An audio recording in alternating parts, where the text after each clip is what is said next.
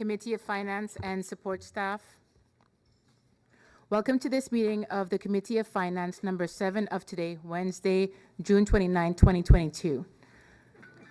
I'd like to welcome the Minister of Finance here today and also Mr. Granham that is accompanying him. We have established a quorum of 8 members. Please stand for a moment of silence.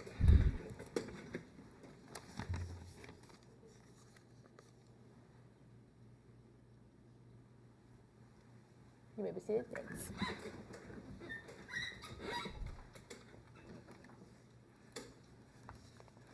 I have received notice of lateness from MP Siddharth Bijlani, as well as notice of absence from MP William Marlin, MP Angelique Rameau. Are there any notifications from the members of Parliament? I see none. The agenda point for this committee meeting is presentation by and discussion with the Ministry of Finance regarding the ministry's position on the use of cryptocurrency as legal tender in Sint Maarten, as well as any planning and execution efforts by the ministry on the legal use of cryptocurrency by the government and the private sector, including the required steps by government for country Sint Maarten to realize fiscal gains through cryptocurrency. This meeting was requested by Member of Parliament Melissa Gums. We go over to the agenda point, presentation by and discussion with the Ministry of Finance regarding the ministry's position on the use of cryptocurrency as legal tender in Sint Maarten, as well as any planning and execution efforts by the ministry on the legal use of cryptocurrency by the government and private sector. On May 23, 2022, Parliament received a letter from MP Melissa Gums with a request for a meeting with the Minister of Finance, Minister Ardwell Irian, and his support staff to meet with the Committee of Finance of Parliament to discuss the agenda point as previously mentioned. This document is registered as incoming document IS/929/2021-2022, dated May 23, 2022, and can be found on the P drive of Parliament. Before I give the floor to the Minister of Finance, I would like to see if MP Gums has any remarks, as she is the requester of this meeting. MP Gums, you have the floor. Madam Chair Lady, with your permission, before MP Gums gets the floor, if I can make a point of order, please, regarding this meeting. Thank you. Thank you, Madam Chair Lady. Good afternoon. Good afternoon, the Minister and his support staff. Good afternoon to those tuned into this meeting. Madam Chair Lady, just for the sake of posterity, as we would say, I need to make known that on the 23rd of May as well, listed on the IS 928, I made a request for a meeting of this committee. My agenda points for the meeting request were: 1, the tax reform measures and government's vision for tax reform, and secondly, the government's vision and position on digital currencies and the crypto market in general. I stress this second agenda point, Madam Chair Lady, because in an informal discussion, it was agreed that my point could be incorporated in the meeting request of MP Gums, to which I consented. However, I may again make the point to establish that my request for this committee's meeting on tax reform still stands. And if that can be taken into consideration, Madam Chair Lady, I thank you. I just wanted to make mention of that fact that I also had a request in on the agenda point of digital currencies and crypto market in general. Thank you, Madam Chair Lady. Thank you, MP Westcott Williams. You are correct in the fact that there were both similar two requests coming into the Committee of Finance regarding cryptocurrency. And thank you for bringing that to my attention so that I can mention it here today, that the agenda point that I previously mentioned includes the vision that you were referring to in your letter request to the Committee of Finance, as well as the position of government for digital currencies. When it comes to the tax reform request you have, that has already been in discussion with the Minister of Finance for us to proceed with a meeting after the recess. Thank you, MP Westcott Williams. I will give the floor to the requester of this meeting. MP Gums, you have the floor. Thank you, Madam Chair, and good afternoon to you, the Griffier, my colleagues. Good afternoon to the Minister and his support staff and those joining us online or via radio. Madam Chair, thank you for the opportunity to explain a bit as to why I requested this meeting. Madam Chair, as we all know, on March 19, 2022, one of my colleagues announced that they would be requesting that they receive their entire salary in the cryptocurrency altcoin called Bitcoin Cash, or BCH for short. For the public's knowledge, this is not to be confused with actual Bitcoin. Not every cryptocurrency is Bitcoin. As some may know, there are several, some valued higher than others, but these days most are in a period of decline. Since the announcement, Madam Chair Lady, there have been pop-ups of various vendors promoting that they're now accepting Bitcoin Cash, as well as a Bitcoin Cash Jeep driving around the island. One of the primary businesses promoting their newfound commitment to Bitcoin Cash has been lottery booths and casinos, two areas of a gambling industry that I do not have to remind anyone is largely unregulated on Sint Maarten. To date, however, Madam Chair Lady, there has been no reaction, public or otherwise, by the Minister of Finance, who ultimately is responsible for not just us getting our salaries, but additionally for the fiscal policy and financial health of the country's coffers. Beyond that, however, I also view the Ministry of Finance as being responsible for educating our citizens on digital currencies, in particular the pros and cons, the benefits and the obvious risks of purchasing and holding cryptocurrency. As a tech enthusiast, Madam Chair Lady, one of the first rules I was taught by those who have studied, lived, and breathed not just technology, but primarily blockchain tech, was to be suspicious always. When requesting this meeting, I didn't just read the sunny side of crypto that, as they call them, crypto bros would have everyone saturate themselves in. I had to see the other side of the not-so-stable coin too. As we know, El Salvador is the most famous example of a country not just legalizing cryptocurrency as tender, but adopting Bitcoin, actual Bitcoin, as their currency. But it has not come without its very serious challenges with regards to security. As a country that is still reeling from a ransomware attack on our sole electricity provider, I found it pertinent to hear from the government about their vision, their plans, and their safety and security measures with regards to cryptocurrency. So some initial questions that I hope will be answered by the Minister's presentation, Madam Chair, are mainly, is it the intention to use cryptocurrency as legal tender in our society, but also the intention to later save it as a governmental asset? What are the risks and benefits associated with this possibly long-term goal, and is the government well aware of them? And as well, does the ministry consider the receiving of cryptocurrency by ministers, members of parliament, and other government officials from crypto founders or promoters as bribes, considering that they are viewed as an asset and should thus be declared as such with the relevant authorities? With that, Madam Chair, I look forward to the presentation and thank you for the time. Thank you, MP Gums, my apologies. I look to the Minister of Finance. I gave you the floor now for your introductory remarks and presentation. Thank you, Minister, you have the floor. Good afternoon, everyone. In regards to the request from MP Gums and MP Sarah Williams, actually, if I had gotten the questions from MP Gums in advance in regards to the items you prefer to hear in this meeting today, we probably would have prepared this a little different. I did discuss with the chair of the committee that I would have preferred also to get some more feedback from the central bank and other players and so forth. The last few weeks we had to travel to Aruba and so forth, so the timing of the meeting didn't allow for us to get the information that we would have wanted to get, but I also didn't want to delay the meeting any longer, even though it was recently requested. In that regard, there's one point that the MP made in regards to the Ministry of Finance educating the public about cryptocurrencies, the risks and so forth. I think that on top of that, let me take one step back. As minister and as an individual, as a citizen, I myself have been investing since I was in college. So I was an avid investor in stocks and so forth. I've also had a portfolio in cryptocurrencies and so forth.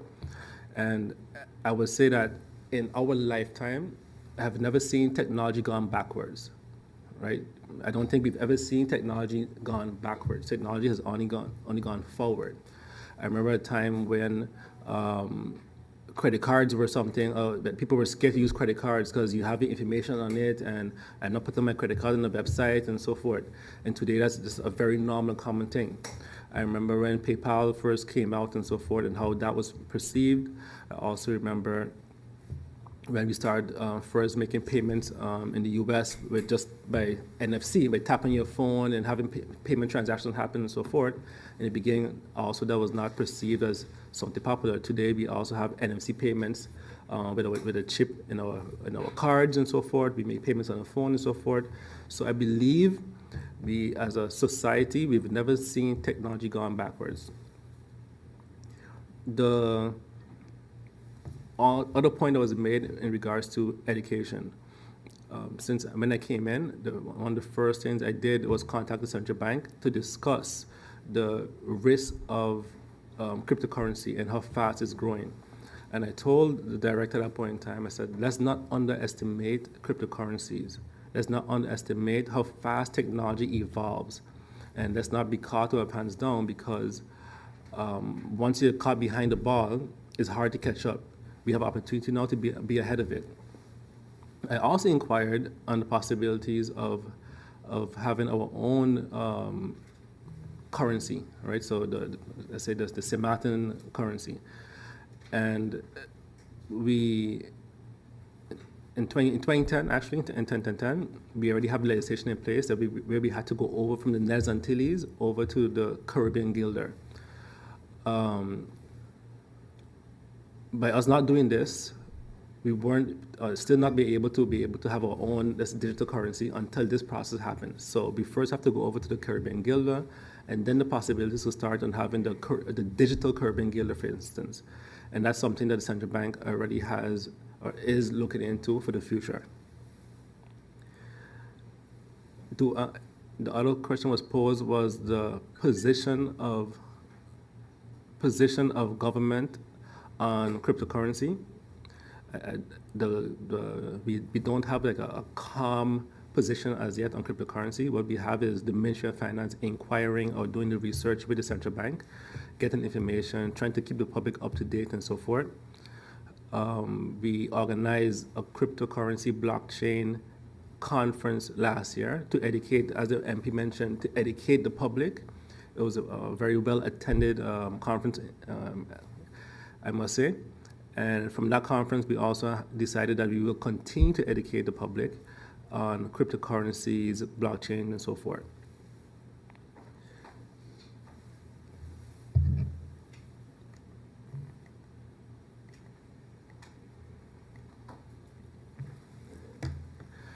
Keeping it, again, not having a very, when I saw the requests come in, I wasn't sure the angle the MPs really wanted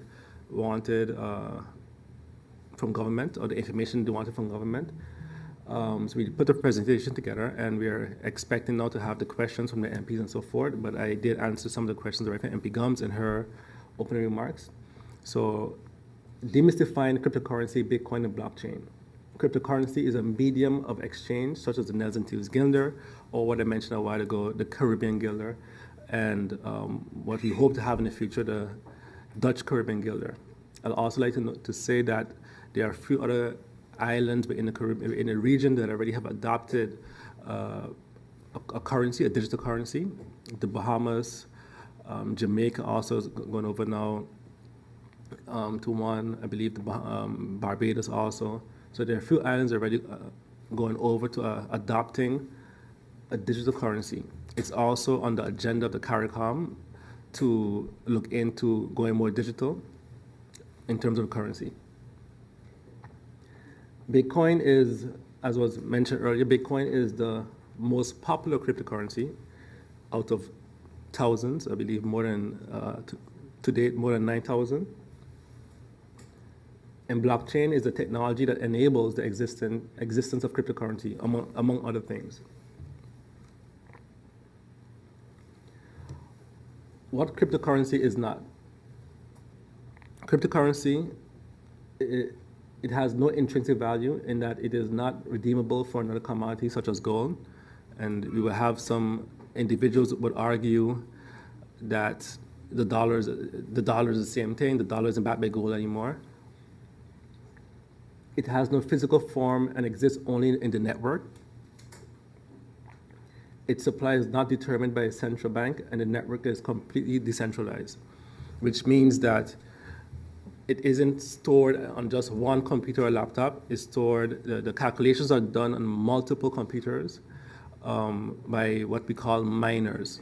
So Bitcoin is mined by individuals around the world, and that's how it's kept decentralized.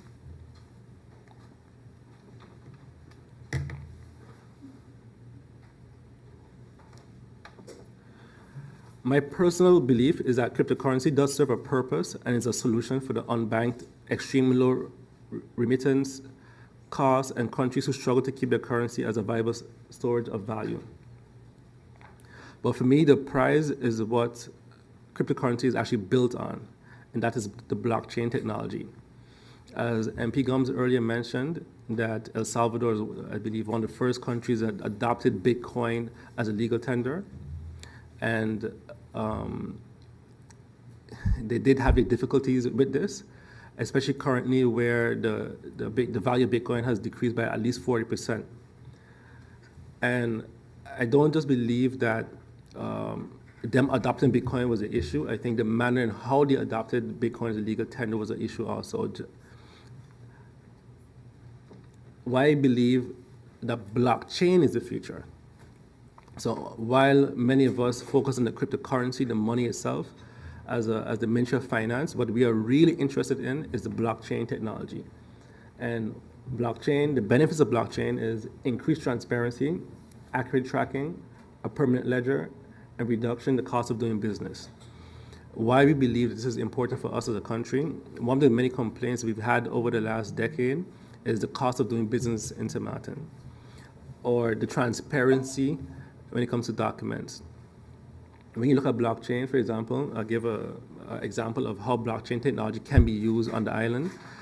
When you have, for example, the cadastre, for example, if you had the whole of the cadastre on the blockchain, every individual be able from at home to access who this land belongs to, exactly the date it was transferred, the cost, and everything will be public.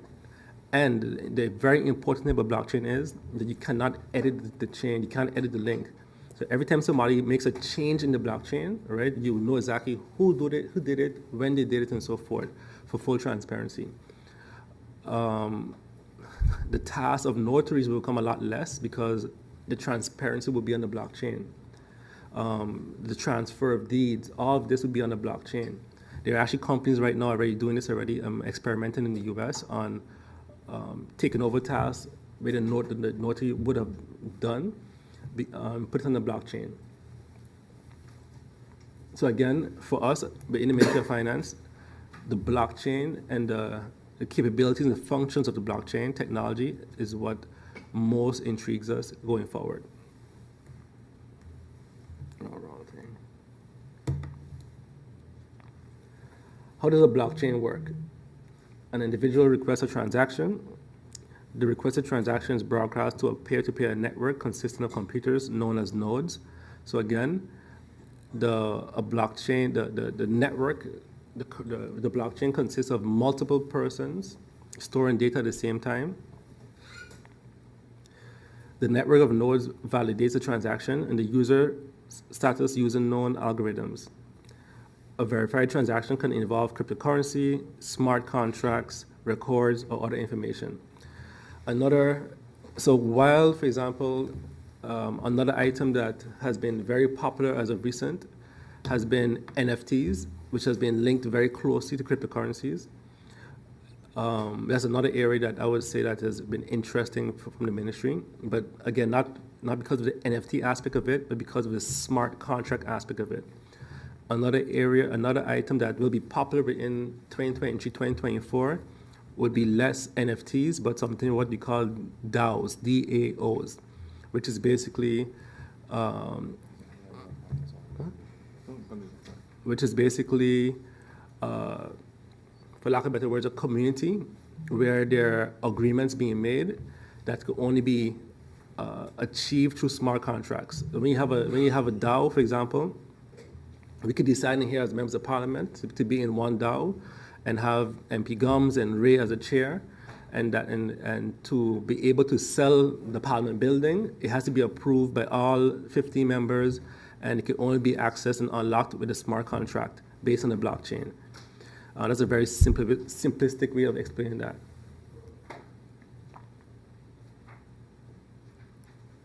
I'll continue. Once verified, a transaction is combined with other transactions to create a new block of data for the ledger.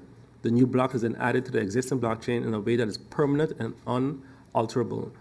Again, that's why I said early on about the blockchain and its transparency, because no individual can alter the blockchain without another person knowing. So you will always know who edited, let's say if you put advices on a blockchain, you will know every department head who worked on the advice, when they edited it, when did they change it, when did it leave the system, and so forth. We look at blockchain, for example, as Web 3.0. So we had the regular, before we had internet, we had, let's say, phone lines. Then we had Web 2.0, where we look at blockchain and NFTs and DAOs. We consider this the next version of the web.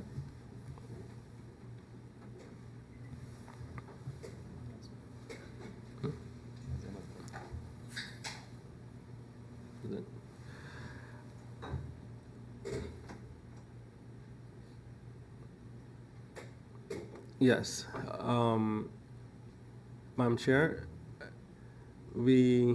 as I mentioned before, it would have been even more ideal if we had gotten questions, maybe, or areas of focus in regards to what exactly the MPs would like to hear in this meeting. But based on the questions that will be forthcoming, I will then also discuss with the Central Bank on being able to answer these questions, and I look forward to the questions that will become from the MPs. I believe I've answered a lot of the questions from MP Gums.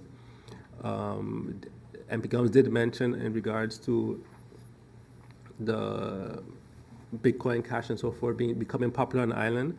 MP Gums, yes, I also agree with you. I brought this risk of cryptocurrency becoming popular on the island to the central bank, and honestly, at that time, they did say it's not a huge risk at that time. That was about maybe a year ago. I don't know if that has changed since then, because I do see that it has grown a lot more popular since then. It is also, cryptocurrency in general is a concern for the ministry, because it's also a lot harder to track. And but what I don't believe is that we should hide from cryptocurrency or hide from blockchain. What we need to do is find ways to be able to incorporate it in our system to we can continue to track it and keep persons accountable when it comes to cryptocurrencies. Because one thing for sure and two things for certain is that technology will not stop moving forward. A person could come from the US, or not even come from the US, they could transfer. Right now with the war in Ukraine, what happened? Persons sent over Bitcoin to individuals that were in Ukraine that had no access to funds to help support them, help give them access to be able to purchase stuff and so forth. And that happened in 1 second, well, depending on what currency they had. But the transfers and the access to funds were able to happen because of cryptocurrency. Back in the days, and when it comes to the dark web, and that's where Bitcoin was born, a lot of other purchases were made also on the dark web using cryptocurrency. So I don't believe that it's up to government to hide from this. I think we should look at what the opportunities are within blockchain, the opportunities are within cryptocurrency, and see how fast we can adapt. I would love if the island, Sint Maarten, with the central bank, could be one of the pioneers in adopting crypto, blockchain, and being able to have blockchain incorporated in government and in parliament even. And for once be the lead when it comes to technology. Chair, with that being said, that's all. Thank you, Minister, for the presentation. And indeed, I was glad to hear you mention or refer to the blockchain conference that was held in cooperation with the central bank. And hopefully you have access, or you can guide the public to where that is if you have any documentation or videos on it, because that would already give even more information from the blockchain perspective of it and how that is linked with cryptocurrency. I would look to MP Gums. You have the floor for any questions to the minister. Thank you, Madam Chair, again, and thank you, Minister, for your remarks. Madam Chair Lady, I want to state right off the bat that the PFP faction is not anti-blockchain, nor are we anti-cryptocurrency.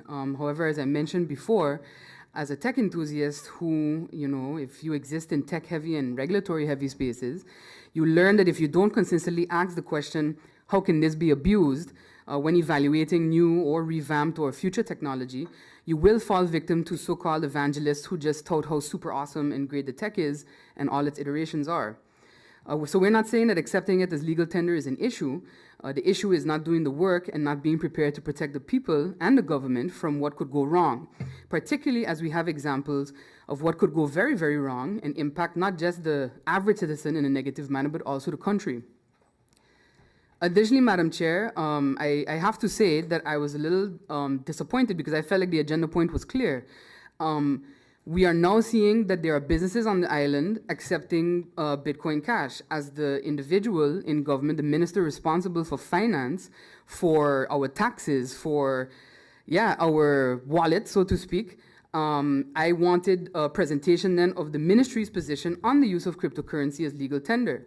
Because yes, indeed, there was a conference last year hosted by the Central Bank of Curacao and Sint Maarten. But it's quite a leap from a conference in December to then all of a sudden all these vendors accepting cryptocurrency. Madam Chair? No.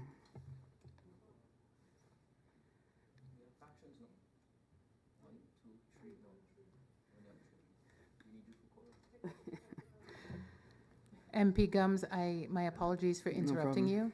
I would like to take a 5-minute break. No problem, Madam Chair.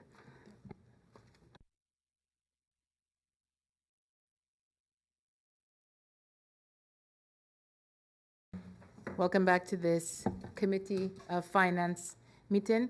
MP Gums, again, my apologies for the interruption. You have the floor. No problem, Madam Chair, and thank you again. So as I was saying before the break, Madam Chair, it's a bit of a leap to go from a central bank conference in December to now we have entities accepting Bitcoin Cash across the island, across the country, rather. As I mentioned before, I felt that the agenda point was clear, and again, it takes into consideration that timeline. December was a conference. There was no real communication to the public then, I think, after that. And then we had this announcement, and then we had all of a sudden stickers in a Jeep pull up on the island and an ATM, I believe, as well. That charges you $1.52 to take out $20 or something like that. But that's where we're at. Anyway, Madam Chair Lady, as I mentioned earlier, the first country to adopt real Bitcoin as their official currency was El Salvador. Now, I know that this is not as far as the minister wants to go right now, but there are still several steps that a country should take prior to allowing crypto to be used as legal tender within the community. El Salvador therefore contains many lessons for us as we enter into this space in a hopefully responsible and secure manner. For example, the country's government developed the Chivo crypto wallet to allow citizens to participate in the president's Bitcoin experiment, because that's essentially what it is. But by December 2021, news reports highlighted the serious cybersecurity issues that the wallet was facing, issues that continue up to as recently as last week. La Prensa Gráfica, a daily newspaper in the country, reported that between January and October 2021, the prosecutor's office received 4,951 complaints for computer crimes, and the highest peak was in October, which coincides with multiple complaints that they received against the Chivo wallet. The primary complaint was monetary theft and identity theft. In an article posted just last week, a treasurer at Banco Cuscatlan in El Salvador stated that his Chivo wallet account had been hacked a month ago, and he still could not log into his account to see if his coin was still there. Considering this and recent fact that as a country, we've been caught off guard by cybercrime attacks before, most recently the GB Blackbyte ransomware attack, my first question through you, Madam Chair, to the Minister is what steps are being taken to strengthen the KPSM, the Prosecutor's Office, and other investigative agencies' ability to identify, investigate, solve, and prosecute cybercrimes? It's good that the Minister mentioned the dark web is where crypto got its start, and what was being bought and transferred on the dark web was usually drugs or weapons or other things. So counterterrorism also comes into a question there. Further to security issues, Madam Chair, this month it was reported that El Salvador's dollar debt is the worst performing in Latin America this year, even as it struggles to secure new financing through a stalled Bitcoin-linked bond. The government of El Salvador has lost more than $56 million investing in the coin because of the crash due to inflation. I'd also like to note that Bitcoin itself has lost more than 67% value since November 2021, and it is one of the more stable coins. So my question here, again through you, Madam Chair, to the Minister is whether it is the Ministry's long-term vision to have country Sint Maarten float a cryptocurrency bond to generate finances. And if so, could the Minister share the components of this vision? From a compliance perspective, Madam Chair Lady, I've taken note of the OECD's public consultation document where they discuss crypto asset reporting and amendments to the Common Reporting Standard. With Sint Maarten being party to CSR as well as CFATF and flagged in the past on lists for money laundering and other illicit activities, how will implementing crypto assets into our day-to-day society impact our status, especially seeing that according to the OECD, crypto assets are known for their use in illicit activities. As I mentioned before, and as the Minister himself stated, it was first born on the dark web. And Madam Chair Lady, through you to the Minister, I'd like to know the Minister's plans for educating and protecting people and the government on the risk of fraud associated with regards to so-called rug pulls and exit scams. For example, recently we've seen that Luna crashed in value because of a rug pull, and over the past years we've seen it time and time again with other cryptocurrencies as well. So for the public's knowledge, a rug pull is a type of exit scam that happens when fraudulent developers create a new crypto token and then they pump up the price to extract as much value as possible before hopping out. To be fair, Madam Chair Lady, and for the public, this also happens very often in the tech world in general, which is why I say again, asking how can this be abused should be the first thing a responsible government does before hopping on a bandwagon. This brings me up to my next questions through you, Madam Chair Lady, to the Minister. How do we plan to circumvent these global operational issues in our path to crypto adoption at the local level? Do we have the infrastructure, manpower, and most importantly, an educated population for it? I want to add, when I say educated population, I mean people who know about crypto and will not cave into scams thinking that they'll make millions from pennies overnight. In line with the above, Madam Chair Lady, I'm also curious to know if the Ministry has begun collecting statistics about how widely the use of cryptocurrency has already been adopted on Sint Maarten, and if the Ministry is investigating some of the advantages or disadvantages of the adoption so far. Again, as I say, the Minister of Finance is responsible for our fiscal policy and our financial health. We have, as I mentioned before, businesses accepting Bitcoin Cash. Have we solved the tax problem of this particular exchange? And I say it again, Madam Chair, because since the eruption of the adoption of Bitcoin Cash, I've had businessmen and women tell me that they thought it was actual Bitcoin they're collecting and not Bitcoin Cash, which is an altcoin, and which in 2 days' time dropped in value by $6. Where transparency is concerned, Madam Chair Lady, the primary cryptocurrency that has found itself on Sint Maarten is decentralized. From reports I have received, there's no need for verification of identity when accepting this cryptocurrency via the wallet designed by the owner, CEO, evangelist, or whatever. My trust industry side is immediately turned off by this. No identity verification needed. It sounds like a money launderer's cotton candy dream. Considering this, it becomes difficult to almost impossible to track transactions, and the same can be said about cash as well. But my question through you, Madam Chair Lady, to the Minister would be, again, how are we going to impose taxes on crypto gains with largely untracked transactions? Do we have the technology and the know-how to do so at the tax office? And again, I want to reiterate the risk of increased money laundering activity with a technology that, again, let's face it, in its early days and still today is very attractive to that area.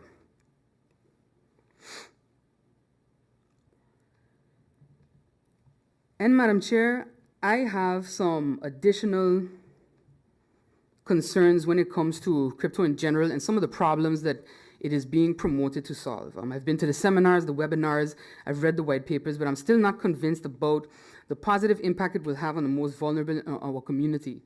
The individuals who may not have an extra 100 to invest in a cryptocurrency, which is what the value of at least one altcoin is today. A critical concern I have with regards to pushing crypto adoption in the very televangelist manner it's being done so far is that no one has explained what happens to the average earnings in Maarten when crypto devalues, as it has been doing consistently for the last month. I mean, the short answer is yes, they lose money. But can people afford that? For instance, if you have $200 worth of coin, you need to pay a $200 bill because that's the fantasy that we have. But when you wake up, it's $150. Now what? The bill is still due. One can argue that there are gains to be made on the upturn, but how does waiting for the upturn help?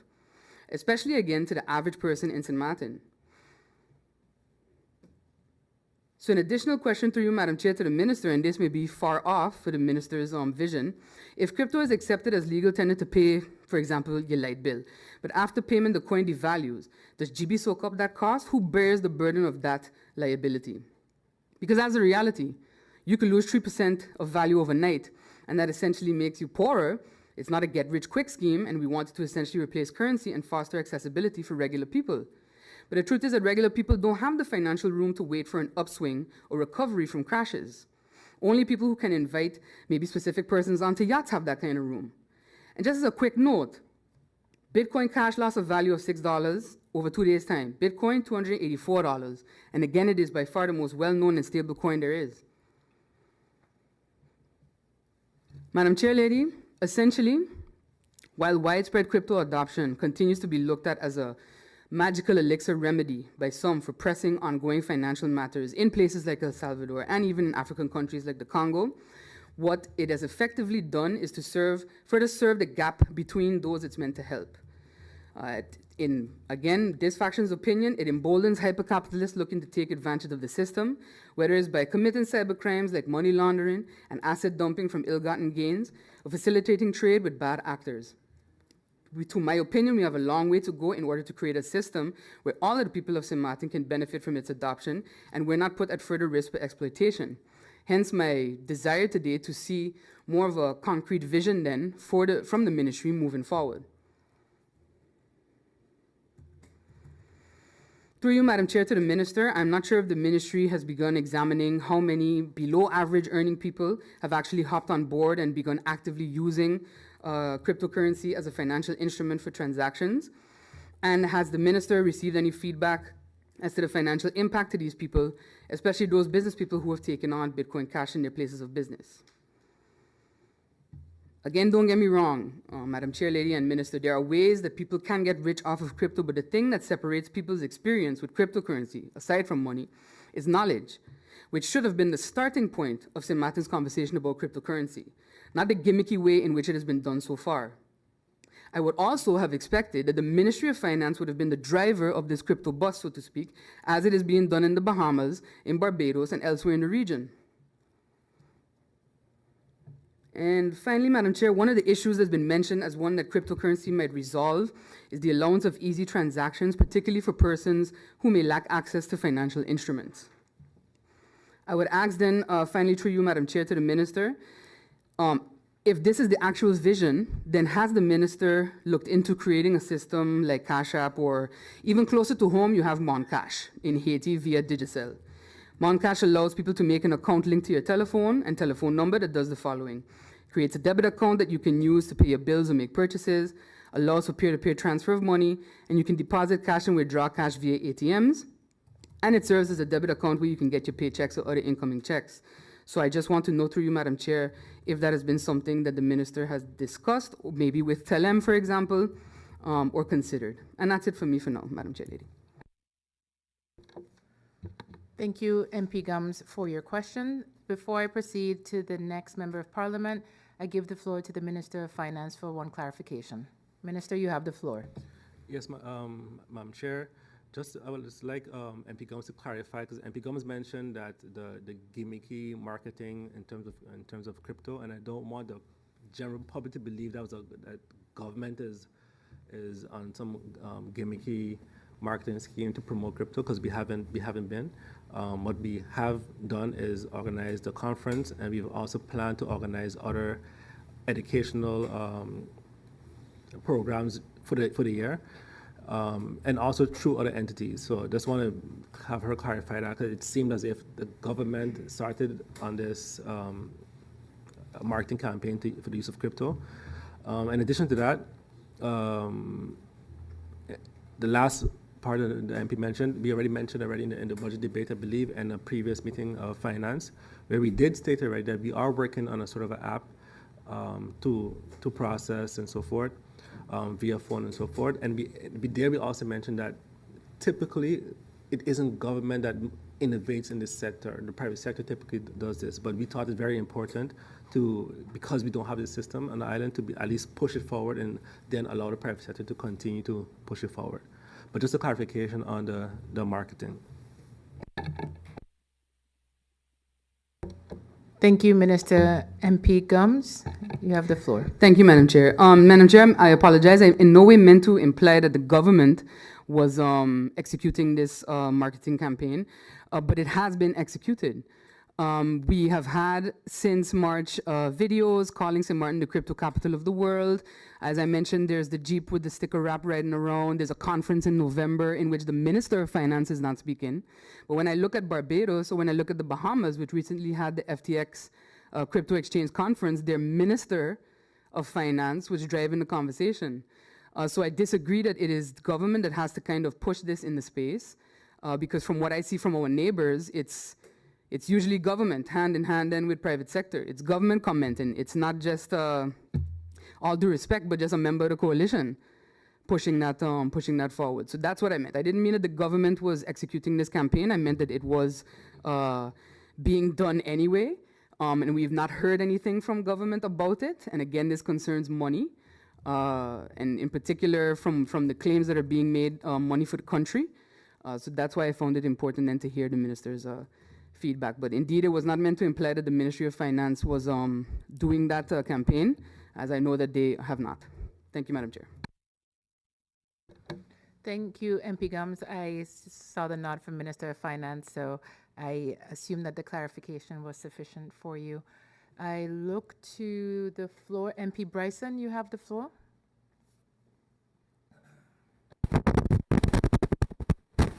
One, two.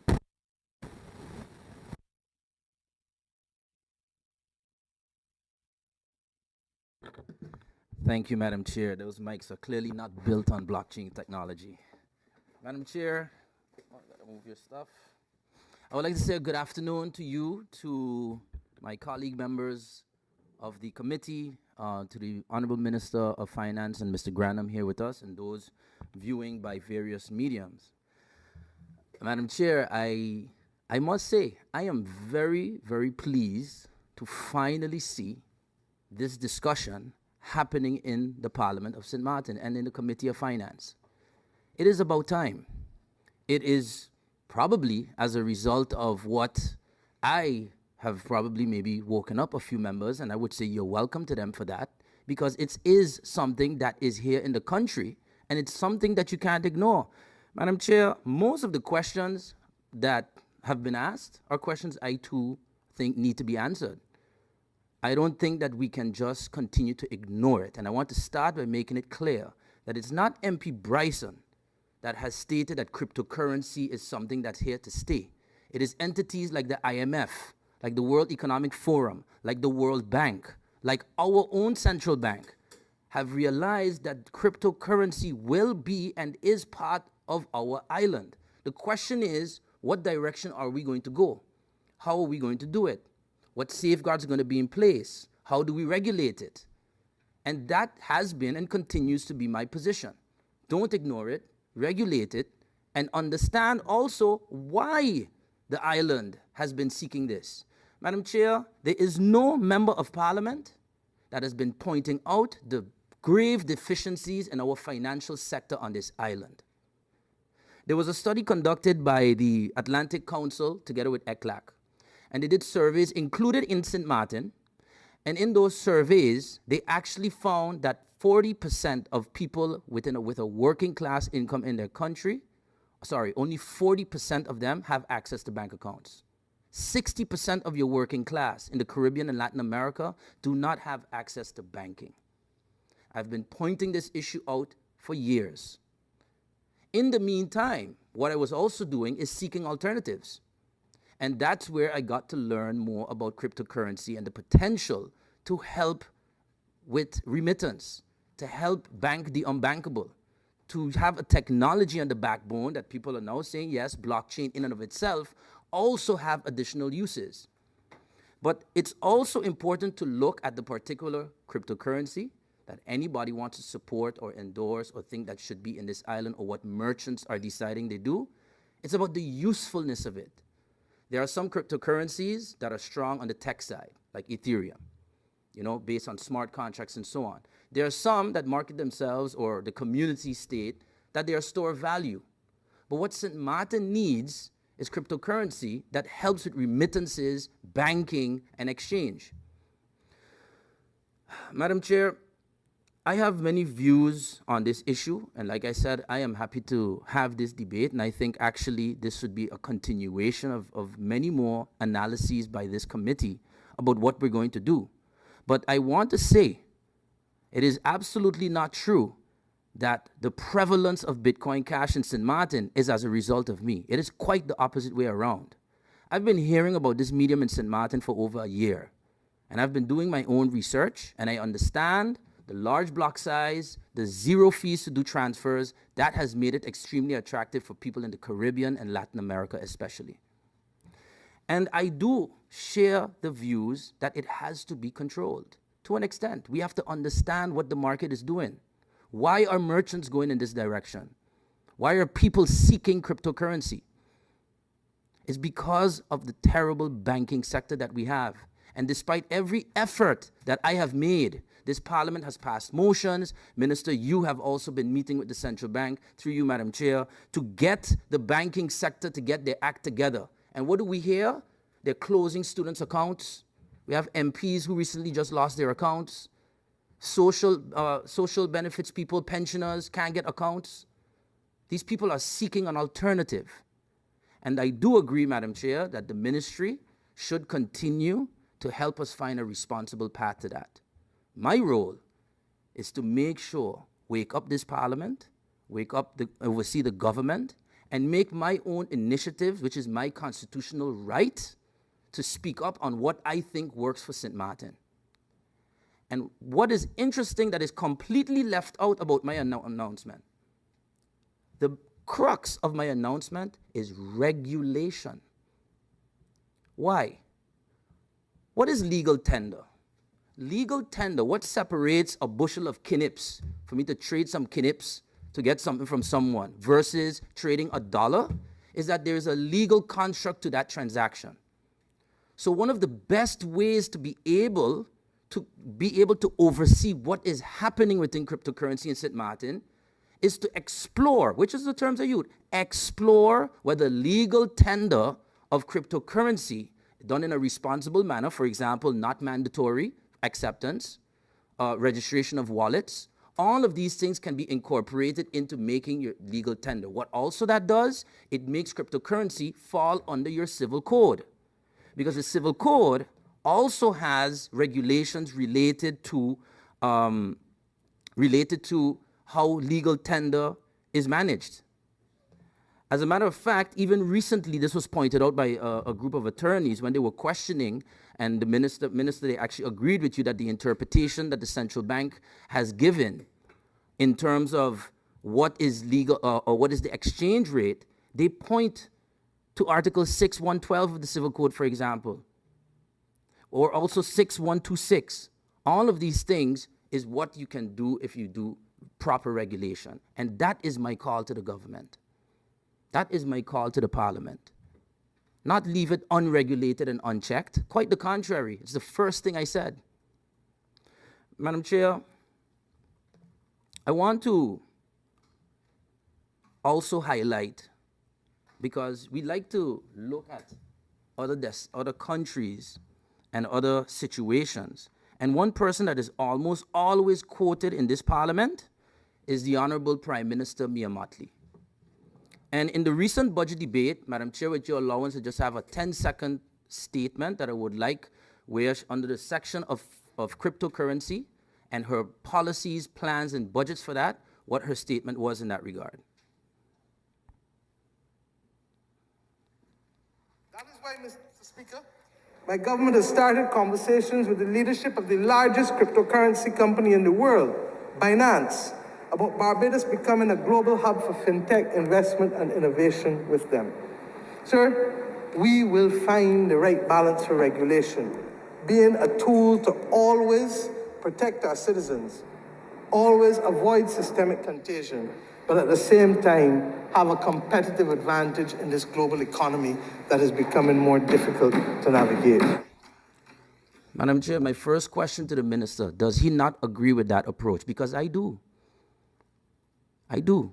Find a regulation, work with institutions, and stay competitive within this region. We keep talking about economic diversification, but where are we going with that? Is cryptocurrency, from an economic perspective, my next question to the minister, is that also from an economic perspective, some opportunities to do, as what the Honorable Minister said, attract fintech companies to the island and so on? But Madam Chair, you don't have to go so far as Barbados, because our own former Minister of Finance, Minister Perry Hearlings of the United Democrats, wrote a paper on his analysis of cryptocurrency in this country. And I would like to read an excerpt from that, because he took note of what is happening in cryptocurrency, and this is what he had to say about it. Taking all these very fast-moving developments into consideration, it made me wonder how Sint Maarten could or would fit in. It is my understanding from news in the media that Sint Maarten is getting ready to make steps into the world of crypto and blockchain technology applications. One of the reasons I would applaud such developments and news for Sint Maarten is the mere fact that countries like Mexico and the rest of developing countries, we also have quite some residents who are unbanked for years and therefore have poor or no access at all to credit and common banking facilities, while at the same time, those residents and businesses who have bank accounts for years now are complaining about expensive and excessive bank fees, expensive interest rates, difficulties acquiring credit facilities, and the need for better and more professional and efficient customer service. Madam Chair, if I didn't say that this quote was from the Honorable Minister Perry Hearlings, you would have thought this was me, because this is what I have consistently been saying for over 3 years. So, my question to the minister, in the interest of continuity, are you willing to continue what Minister Perry Hearlings has started in terms of his position on cryptocurrency and applauding the developments in the country with regards to cryptocurrency? Madam Chair, we have to understand, not everybody, let me say it like this. My pro-crypto stance is simply consistent with my will to get our situation of financial bankability in order. That is my honest feeling and opinion. I do understand the concerns. A concern, for example, is brought up about tax. How do you tax it? Well, Madam Chair, the minister did mention about the trackability of blockchain. Because if I'm a tax inspector and I have a merchant that is collecting or selling shirts, for example, or watches, once I go in there and I make a purchase, I know exactly the wallet address of that merchant. That is something, because of the transparency of the blockchain, you can't get into a merchant's QuickBooks, Bitcoin Cash, and he's accepting it. And I paid $20. I now know his wallet address. I go on blockshare.com and I can see every single transaction that merchant has been doing since that wallet was established. So the transparency factor to be able to go and check. You worried about lottery companies? Go buy a ticket for $1 and you'll know exactly how much that booth has been making. You can't do that right now, especially without a gaming board and so on. So the blockchain technology should not be looked at as a fear. I think we should actually look at it as an advantage to increase compliance. And one of the things I would ask then of the minister, would he consider, for example, establishing a policy, or maybe with the Central Bank or Economic Affairs, where we can have a registration of wallets in St. Maarten? That is what some jurisdictions are doing. As a matter of fact, in researching what my personal preference, again, this is what, as a legislator, I look at. I look at the various legislation, and I don't agree with El Salvador's path. I think they went about it completely wrong. I think the speaker earlier was correct. They have many flaws. They have re-centralized a decentralized product by making Chivo Wallet and all of these things. They over-leveraged their position, etc., etc. But the Central African Republic, they drafted their legislation, and what they did, they made it much more open. You need to make it non-mandatory. They have made it that by national decree, the minister can analyze the market and see what are the most popular or least popular cryptocurrencies and act accordingly. To me, that's a direction I would want to go, because I want it to be regulated.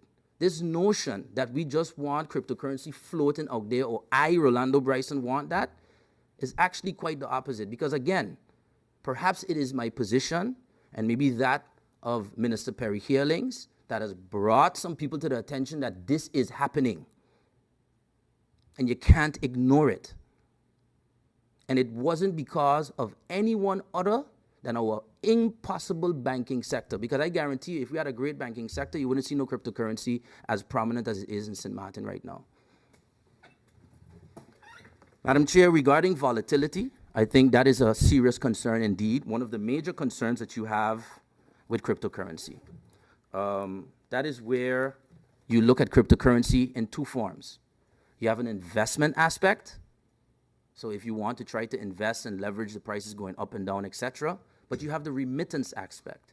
And what I see happening in St. Maarten is people are more looking at cryptocurrency as a form of remittance, because they don't have bank accounts, they don't have credit card machines. They can't go on Amazon.com and purchase anything as an individual. But with cryptocurrency, they can. In that sort of model, the price volatility is much less of an effect.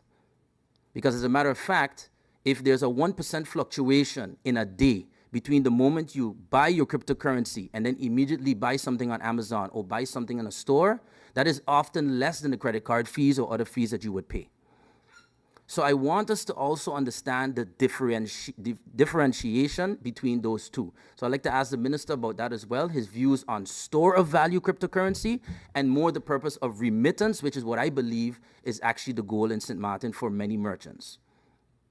Let us also keep in mind that it is not like the US dollar has not faced its own significant devaluations. The fact is, since the US dollar was created in 1913 by the Federal Reserve, it has since had a devaluation of 96%. What is more manageable about it, of course, to be fair, is that devaluation happens more steadily and gradually, which has the problem that you have from an investment perspective in crypto. It is risky. And we have to educate our population about the investment side. But if you are using it as a remittance, where you are simply saying, I cash in $20, I get $20 worth of Bitcoin Cash or Solana or XRP or whatever your favorite is, and then you use that as a model of remittance to be able to conduct a transaction, that is not subject as much or barely to price volatility. Madam Chair, I talked a little bit about the civil code aspect, but I want to go a little bit more into taxation. Madam Chair, through you. Sorry, I need to charge my laptop. Madam Chair, through you to the minister,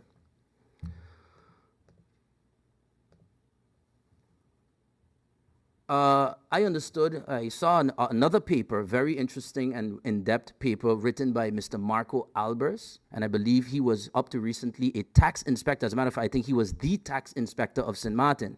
And he gave his perspectives, and anyone can go on his Facebook. It is published there. You can read it.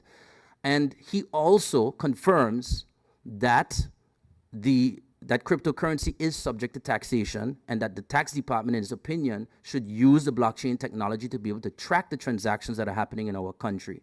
So I would like to ask, from a tax perspective, as the minister will also be looking at that aspect, and I do agree with the sentiment, for example, to having some experts that are very good coders and blockchain analysts that can very easily scout what is happening in Sint Maarten and understand via the blockchain how much cryptocurrency is moving through the country. That is something that you can't do with cash. You can't see how much cash is moving through Sint Maarten, but with the blockchain, you can see exactly how much cryptocurrency is moving through the country. So that is an advantage. And with so many people being unbankable, that is a concern that we have. Then finally, I want to talk about the blockchain side of it. The minister mentioned some of the key things, and I agree. Definitely, for example, tokenization of our cadastre is an interesting aspect. Voting, that is something now that some electorates are looking at, that voting can be on the blockchain. The minister mentioned using some technology, made an announcement about QR codes for the number plates as a replacement. Is the minister maybe considering having that on the blockchain as well? So those are some aspects that I think are very important and should not be ignored. The fact is, Madam Chair, the cryptocurrency market, even in its bear market that it's in right now, is at between $500 billion and $1.6 trillion in US dollar value.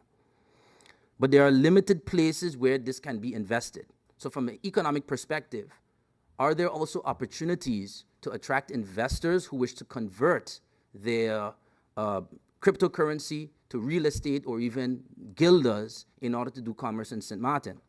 And further than that, where are we with the central bank digital currency? Because I think that would be a great safeguard, where if someone can transfer the legal tender of the cryptocurrency, like for example, Bitcoin Cash, if that is legal tender, but then you also have a central bank digital currency, and now there's a module to swap, what you actually have there is a way to deal with price volatility, because the central bank digital guilder will be always pegged 1.8 to the dollar, just like the regular one. So the minute you make a transaction with Bitcoin Cash, you simply transfer to our central bank digital currency, and the central bank can now make an income from those type of transactions as well. Even if it's 1 cent per transaction, that can be a huge amount of income for the country. So that is where I think the central bank digital currency is a key player in protecting citizens from their transactions and their day-to-day use of cryptocurrency. That, again, I say is not going to decrease. It is going to continue to increase. So I would like to ask about that part. I do also share the concern about especially algorithmic stable coins that have had some serious issues on the international market. I think it's important to have a special policy just for stable coins in the country, because those come at a promise that in exchange for redeeming this stable coin, you're supposed to get $1 or $1 USDC or whatever for it. So if the minister can also chime in and check with the central bank if any special policies are in mind, like what the SEC plans to do, which is to create special regulation for stable coins. Madam Chair, in conclusion, is the path we want to lay out for cryptocurrency perfect? Not yet, no. Is Bitcoin Cash perfect? Probably not. But one thing I truly believe is if this committee can put our minds together and really delve into legal tender legislation and other regulation, we can come up with great regulation that protects our people, but also promotes responsible usage. I believe, Madam Chair, we should begin as a committee to hear from other experts. I would say starting with our former minister, Perry Hearlings, to also have him chime in and answer some questions from the ministry, because not only as a minister, but from the perspective of an entrepreneur and an investment banker, to hear from him what his thoughts are about that.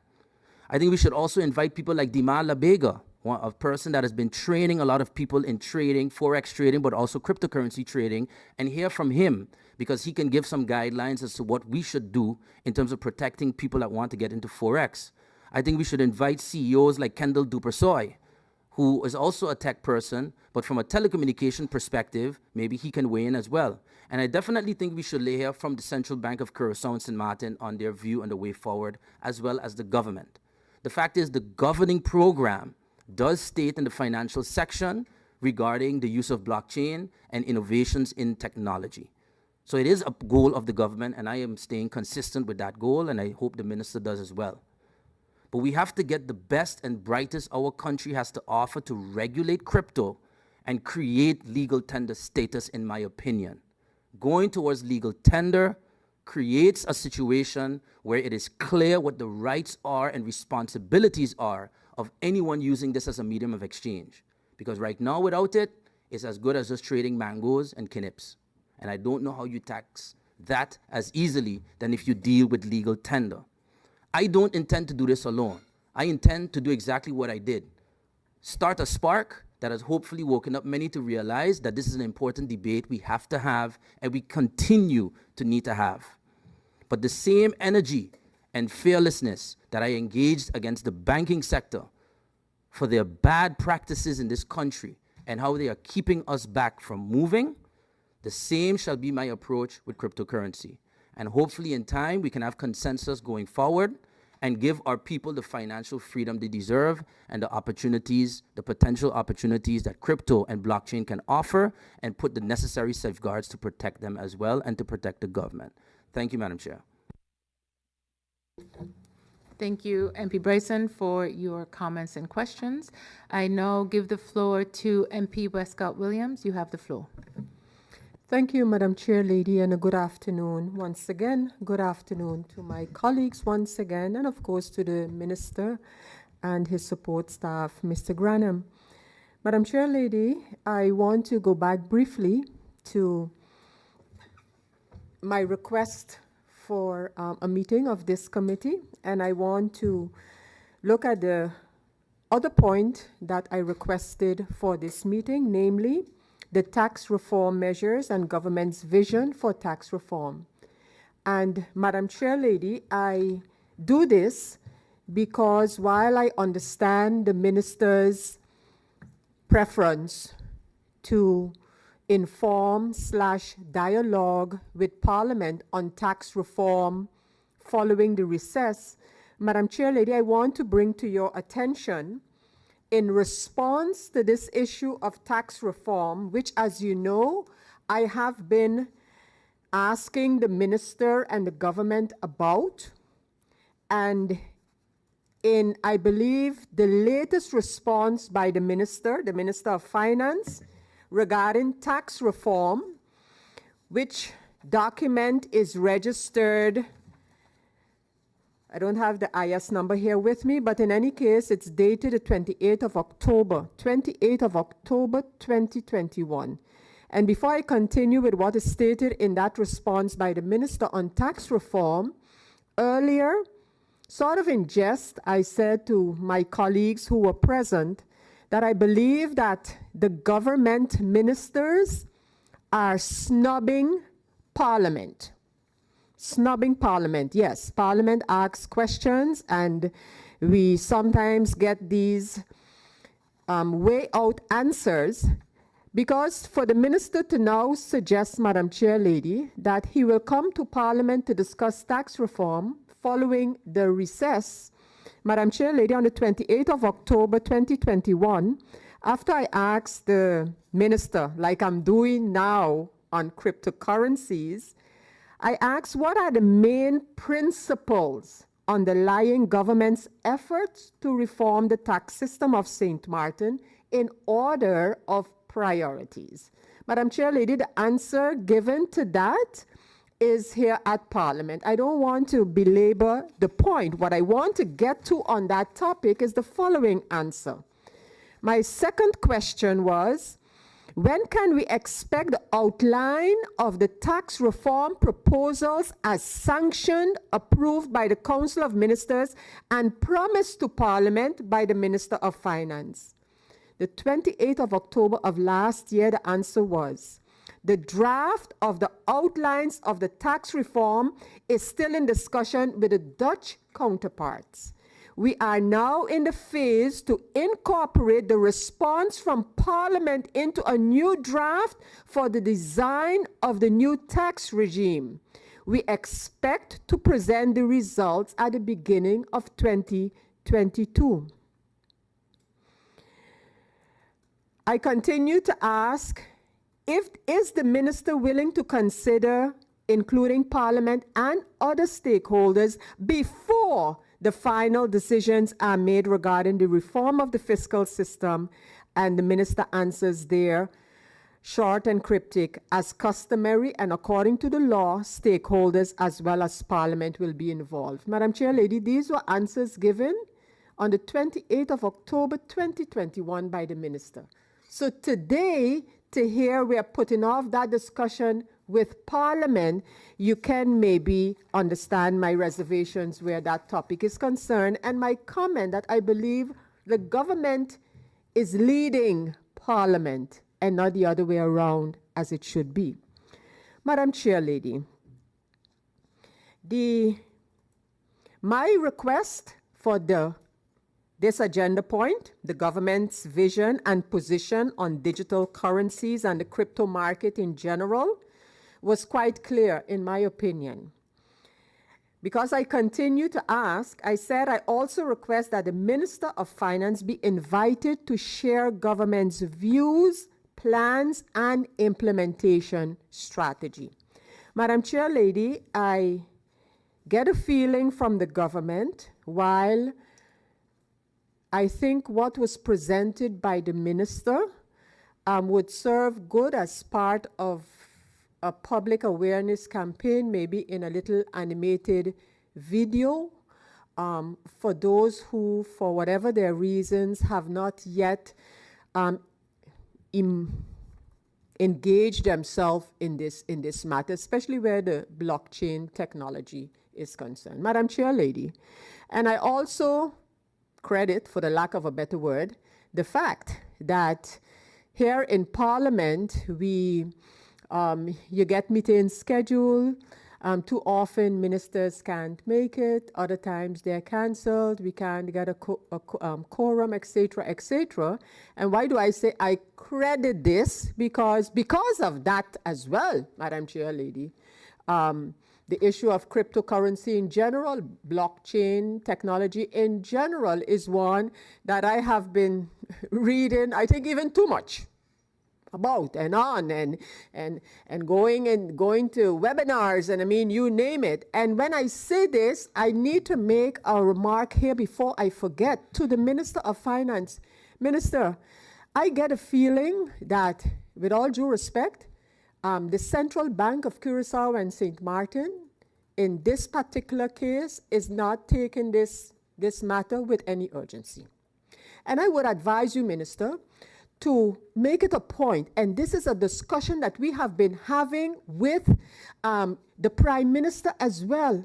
Madam Chair Lady, there is too much happening here in the region, right around us, that we can piggyback on. I attended a virtual conference on cryptocurrency and the like of the OECS. When I looked, I saw my colleague MP Gums also there, talking about digital currencies and the like, Minister, and the information that was provided there. So when I saw your presentation, I looked at it, I say, yeah, I'm sure some people could gain something out of it, but not those of us who made it a point, especially with the Bitcoin Cash development here on Sint Maarten, especially with that.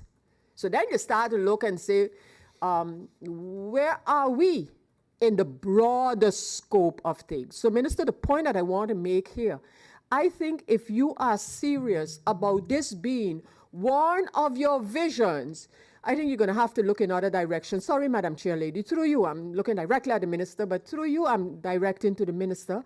And I think you really got to set your sights differently. Because, yeah, I did not go to the conference by the Central Bank of Curaçao and Sint Maarten. And you know, with technology today, I didn't have to But of course, I saw the reports, I saw the statements, I read the statements, I read the minister's introduction at the conference. I saw all the presentations made by the central bank. And so when I hear the minister's response to this meeting, not having had a chance yet to liaise with the central bank, what is the position of the central bank right now today? I read a presentation by Mr. Kova of the Central Bank of Curaçao and Sint Maarten. So, Minister, this innovation platform of the central bank, what is being done there? One, what are they saying now today about the Bitcoin Cash developments on Sint Maarten? What's their feeling? What's their view? It is still not a problem, or they haven't really paid any attention? Madam Chair Lady, the disconnect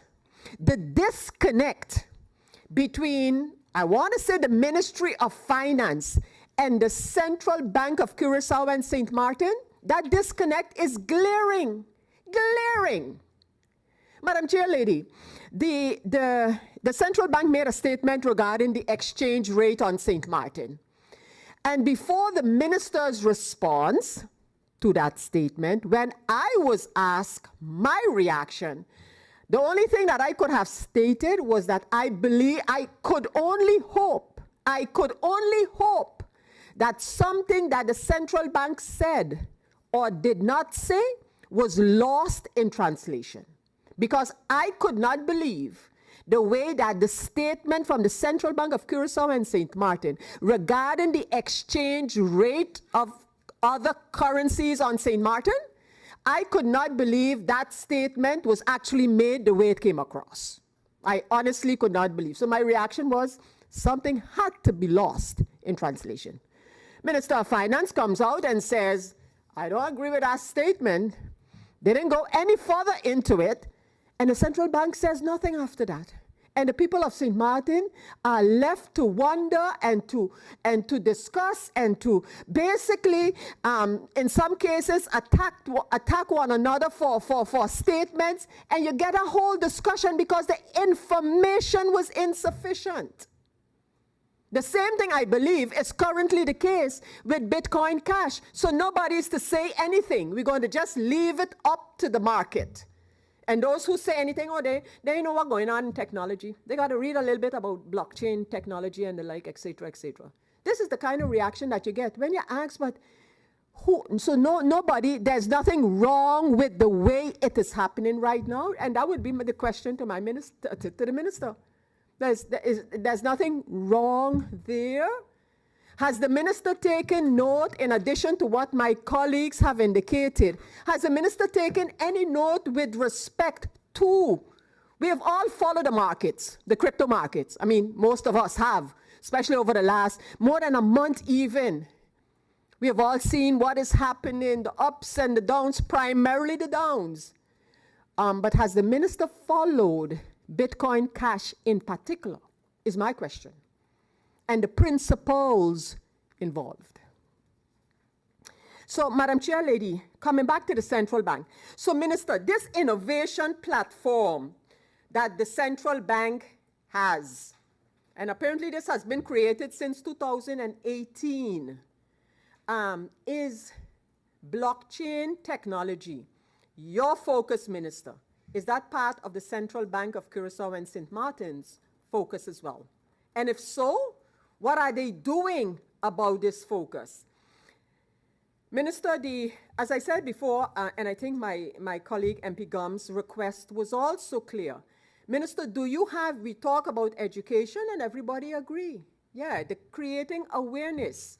Making sure that persons who are approached by persons on Sint Maarten with the promise of a getting rich type of I don't even want to call it a scheme, but with the promise of getting rich fast. Are we educating those persons as to what to look for and what to look out for?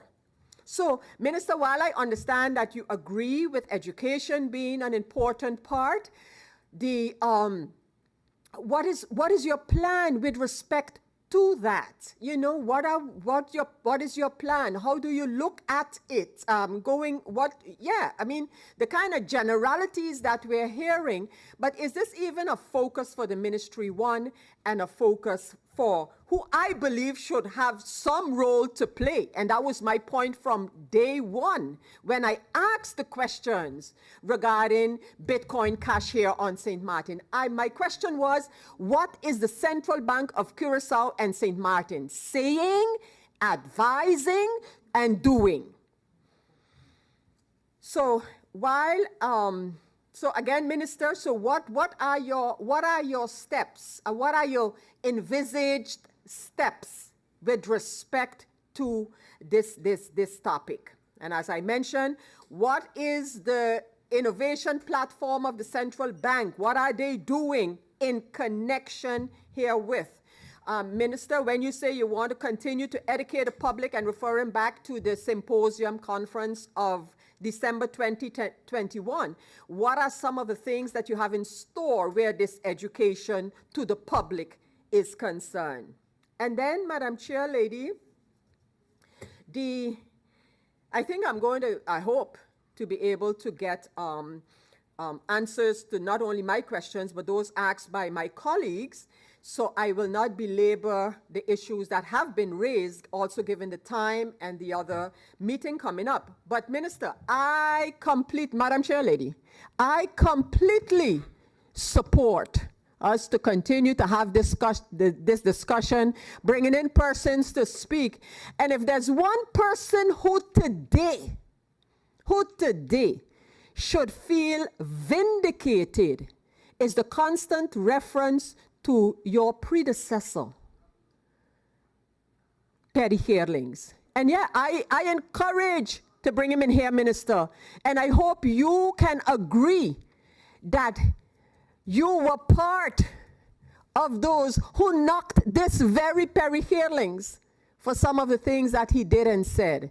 But today, he is being looked at, and because he wrote a paper that some feel support their own views, suddenly he is put on a pedestal. Well, he must feel good. I feel good too. I think he should be here. I think he should be one of the first ones to be invited on this topic. Minister, I think, in fact, you should invite him to have a discussion with you regarding this, because I don't see you getting any update information from the Central Bank of Curaçao and Sint Maarten very soon.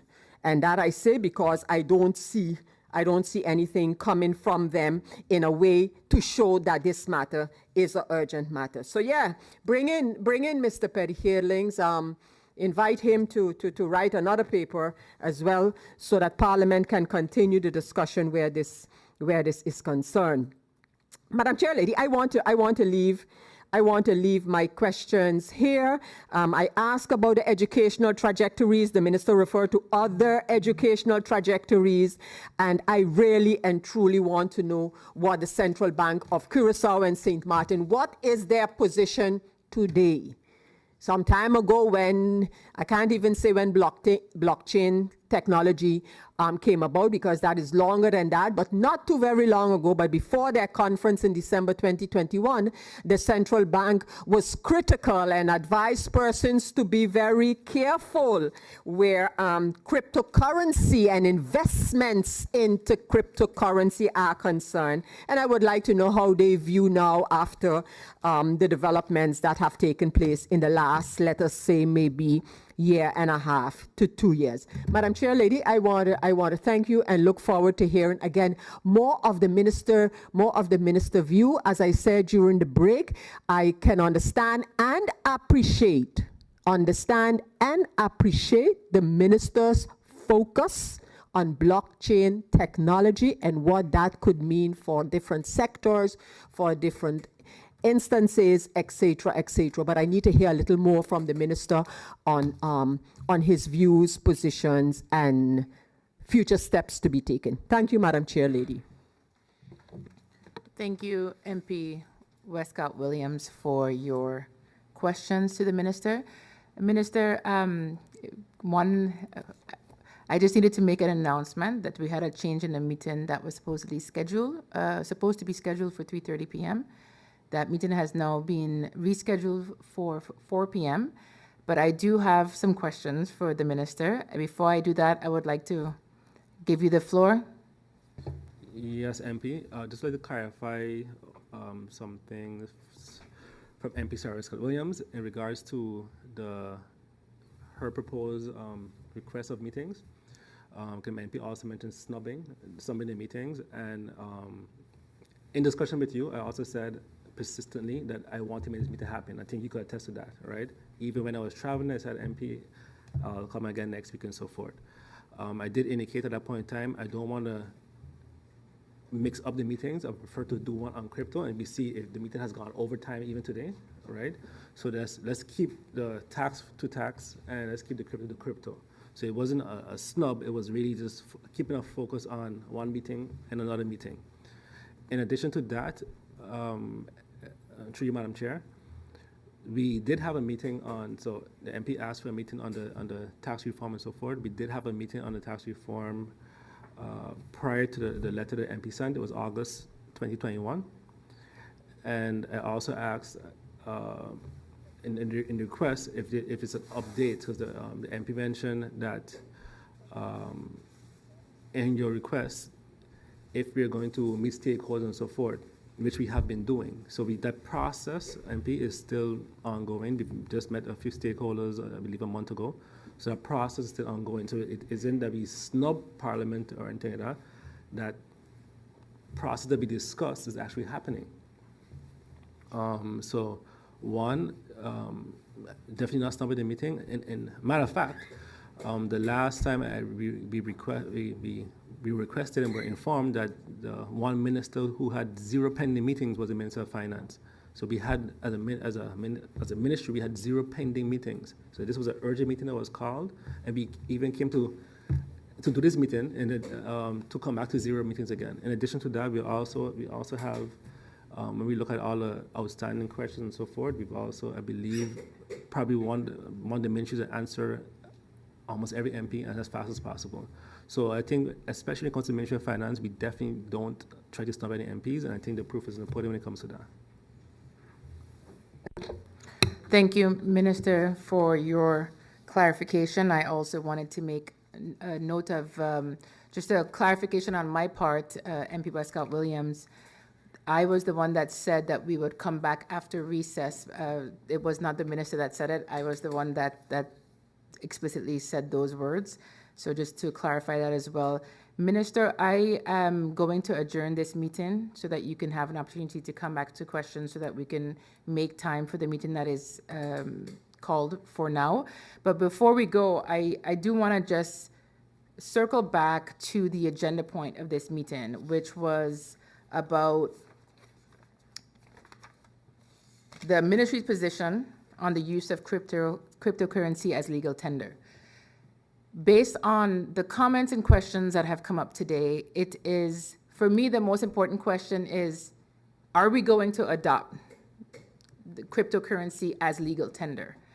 So, and in the absence of that, because you see that there is a prevalence of Bitcoin Cash being used, it has not been recognized as legal tender as yet.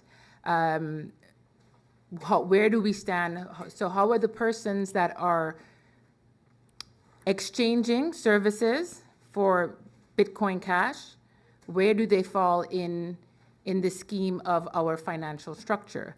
And the reason I say I wanted to really specify that question of, is it legal tender? It's a very easy yes or no answer. And if it's not considered legal tender, is the Ministry of Finance or the central bank going to take actions against businesses that exchange or engage in Bitcoin transactions? So for me, this is really important because it's, if I'm a business owner, you put my business, I'm putting my business at risk if there is a threat that the central bank or the Ministry of Finance will negatively react to me engaging in an exchange that is not that is not considered legal tender. So that is my question for you, Minister. I thank you for coming today. No problem. I see I'm being signaled for a comment. Thank you for coming today. I thank the members of Parliament for their questions, and I will be in touch as to when we will have adjourn this meeting until a later date. Minister, before I do so, you have the floor. Yes, MP, I appreciate all the questions posed today, and I also believe that this is the right step forward in regards to the advancement of technology and so forth. As a country, I believe that we should not, like I mentioned before, be afraid of the challenges ahead of us, but face them head on. And what I also believe is important, and it's something that when I was a member of Parliament, we also discussed then in terms of committees and how we want to see them operate and so forth. And I appreciate this meeting being in a finance committee meeting because I think it makes sense.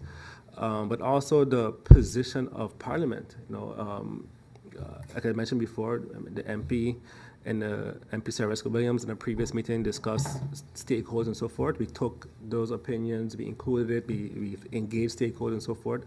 But I think that as a government, and dealing with the people's representatives, it's also important to know what is the position of Parliament in regards to crypto and crypto as a legal tender and so forth. Not just the government, but what the Parliament thinks about this. And I think that's an area we miss a lot when we have these committee meetings, that it's just a lot of questions being posed, but there's no internal discussions, because technically you don't need to have a minister here at every committee meeting, right? But there's no discussions among MPs of their positions, so that also the public understands this.